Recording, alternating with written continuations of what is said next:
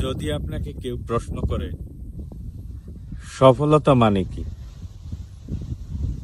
সফল কে বা কিভাবে মানুষ সফল হয়, এই প্রশ্ন শোনার পরে আপনার মাথার মধ্যে আসবে কারি কারি টাকা, দামি গাড়ি, বিরাট অট্টালিকা, অথবা এমন কিছু যাতে আপনার বড়লোকি ভাব শতভাগ ফুটে ওঠে। এক কথায় সম্পদ এবং প্রাচুর্যের কথাই মাথায় আসবে।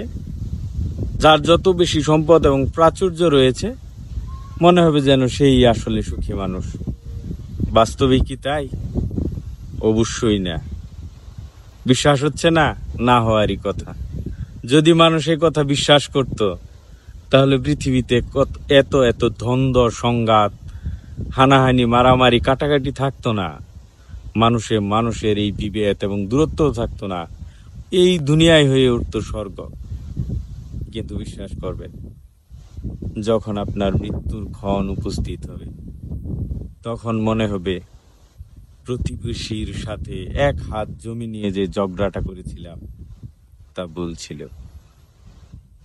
যখন আপনার শেষ সময় আসবে তখন মনে হবে নিজের ক্ষমতা এবং অর্থবিত্তের প্রভাব দেখিয়ে যে দরিদ্র মানুষটাকে ঠকিয়েছিলাম তা ভুল ছিল। এভাবে একদিন বুঝতে পারবেন এই প্রাচুর্যের মধ্যে আপনি ডুবেছিলেন একটা মিথ্যা মায়ায়, মিথ্যা অহংকারে। তখন বুঝতে পারবেন সফলতা আসলে কাকে বলে। আসলে সফলতা হলো সৎ থাকার মধ্যে, সফলতা হলো মানুষের দোয়ার মধ্যে থাকা। যদি মানুষ আপনার জন্য দোয়া করে জানবেন আপনি সফল, আর মানুষ যদি আপনাকে অভিশাপ করে জানবেন আপনি ব্যর্থ।